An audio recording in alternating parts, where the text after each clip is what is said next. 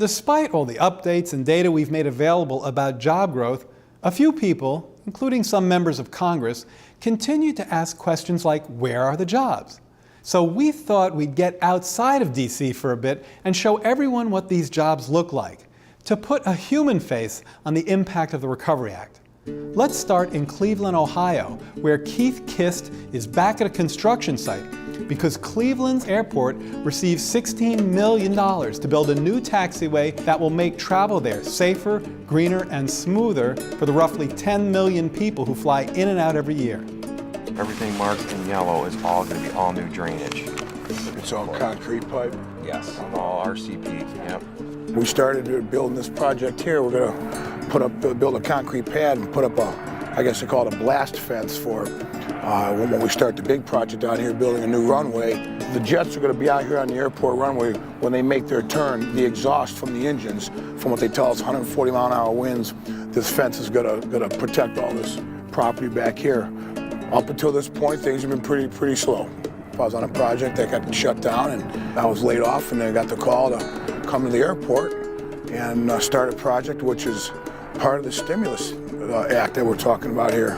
When I got the phone call, knowing that, Keith, come Monday, you're going back to work, it's definitely a hell of a good feeling, knowing that there's something waiting for you. It's been wonderful. As a matter of fact, I went out and bought a new truck last Saturday, a Ford Ranger, four-wheel drive Ranger. It's a good relief knowing that there's stuff going on.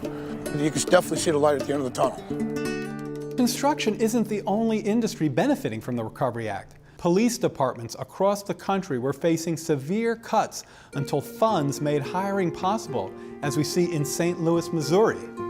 Square yourself straight. Class, 10, hut.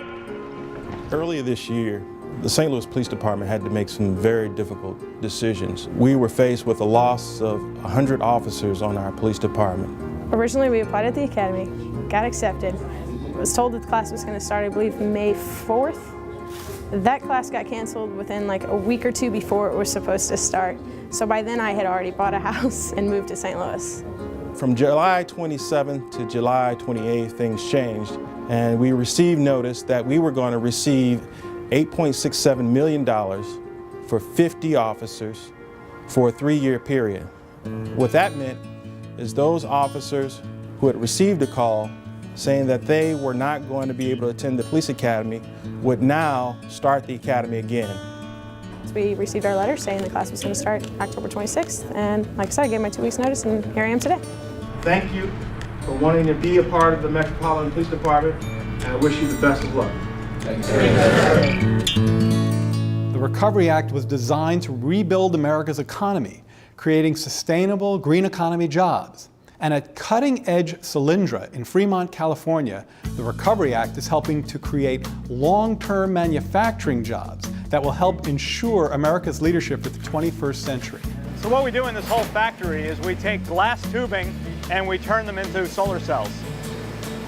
In the middle of last year, 2008, it appeared that we would have opportunity to ramp our factory for the last company I was working for up. Due to the downturn in the economy, we had to close the plant at the beginning of this year. Knowing that now I need to find a new job, recreate myself, also find an opportunity where I could create opportunity for those that work for me was pretty concerning. Because we got the funding, we'll be ramping from our current head count up to almost 2,000 people over the next few years. So the Recovery Act has given me the opportunity to continue to have a job here in the Bay Area. My wife is from the Bay Area. We really wanted to remain here. Right now, Fab 2 is being built, and there's already over 1,000 people working on building that factory. And the Recovery Act bringing in funds for a Solyndra to be able to expand right here in our home area meant a lot to me. One thing you may not realize is how important Recovery Act funds were for America's teachers. States across the country suffering from budget cuts have utilized stabilization funding to keep teachers on the job.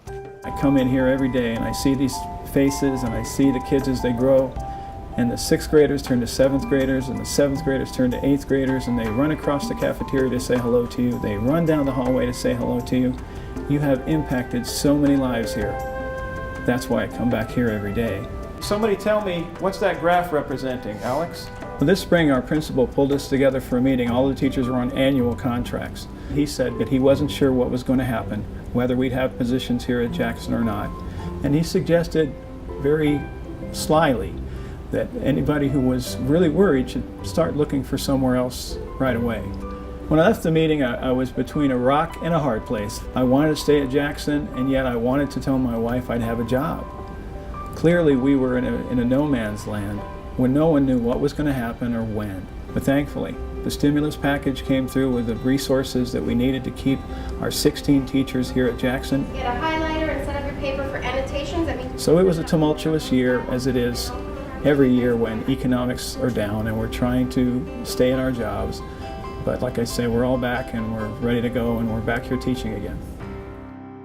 And then there is Andrea Castro, who is tackling water development projects in Reno, Nevada, thanks to the Recovery Act's commitment to small businesses. Andrea's company, Huffman Carpenter, hired her after receiving a $400,000 Recovery Act-backed small business loan.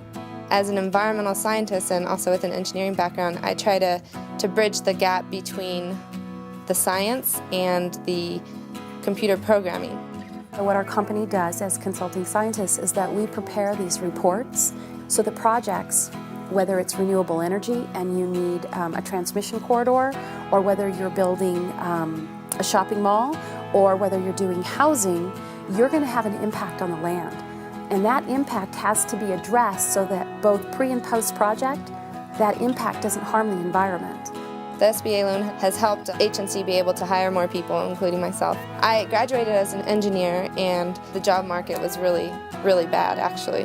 And so I was worried, but once Huffman Carpenter has secured this SBA loan, there was this opportunity for me to have a job here.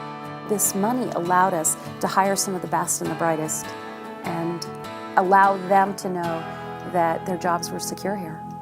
These stories remind us not only of the challenges this country's deep economic downturn brought to our communities, but of the people who are back on the job, putting the economy back on track. The people whose lives have been turned around because of this historic legislation. There's a lot more to learn about the Recovery Act at both the White House website and recovery.gov, where you can plug in a zip code and see economic investment that's happening near you. So check out these important resources and stay tuned for more updates from the White House on the Recovery Act.